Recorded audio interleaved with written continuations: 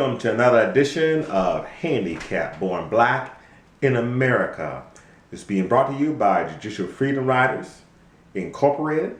You can visit us at World Wide Web at www.jfrinc.org. Our mission is to reform our justice system.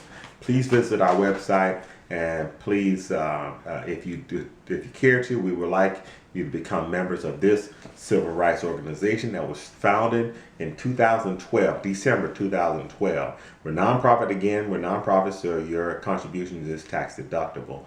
$36 is all we ask for a membership. And please also subscribe. Here's the subscription button right here.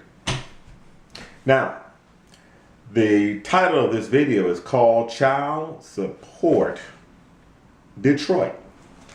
Child Support Detroit. Now, a Detroit man now this brother, and he is a brother, he's a black man. The title of this article that I read, you can look it up yourself.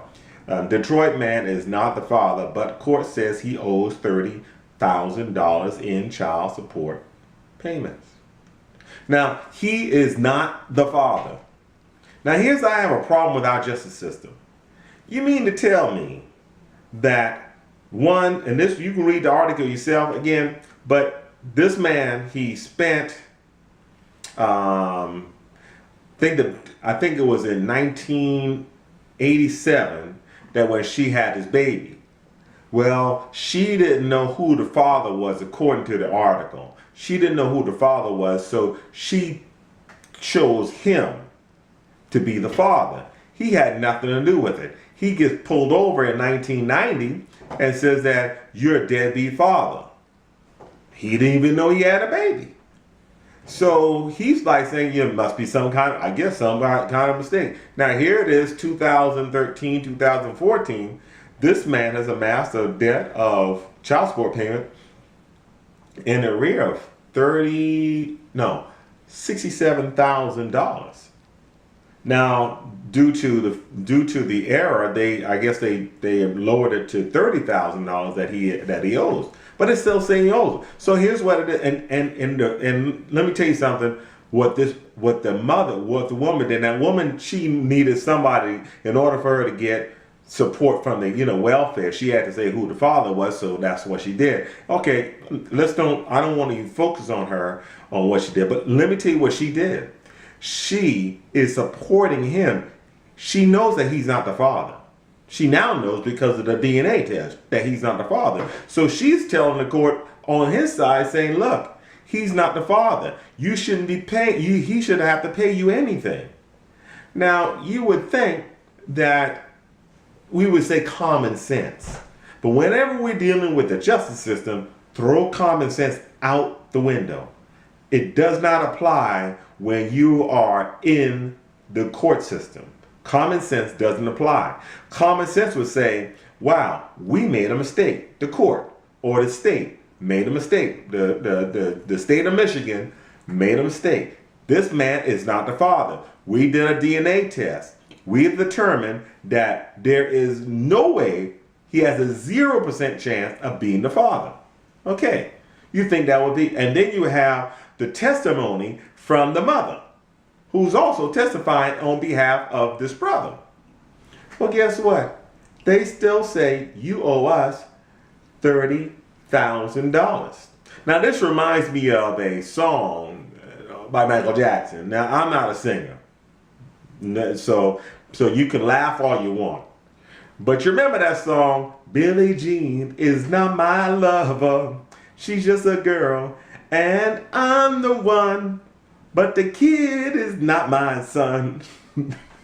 That's what came to mind. Forgive me, that's my sick hole humor. But nonetheless, this brother is he's being railroaded. How can the state continue to pursue this man and saying that, well, since you didn't answer the summons? He couldn't answer the summons because when you guys sent the summons, he was in jail for unrelated offense. He was in prison or jail, whatever. He was incarcerated for unrelated offense. So the person who was doing the summons wrote down the defendant failed to sign the summons. Now, whose fault is that? Shouldn't the state take responsibility for their error? Now, this man has to get an attorney to defend himself against something that he is innocent of. Totally innocent of. Now, this is the reason why Judicial Freedom Riders was formed, because that's unfair. You can there's no stretch of imagination can you find that is fair for this man who that's not his child. He doesn't owe the state. He didn't tell them to take he didn't authorize none of this. For $30,000, for him to pay $30,000, even though when the state knows that he's not the child, and you want to hold the state, according to the article, the judge, the court is holding him because of the summons, a summons that where it's impossible for him to assign because he was incarcerated. Now that's the kind of justice system that we have in America. The brother name is, let's see what his name is. Right, it's Darius Wilson. That's what it is. Let me make sure I got this right. I know yeah, that's right. It's a Darius Wilson. So this brother, why is he being railroaded like that? He shouldn't be railroaded like that. There's no way that this man should be having to deal with this at all. At all. This is wrong in every stretch of the imagination. You can't get right out of this. No way can you get right out of this.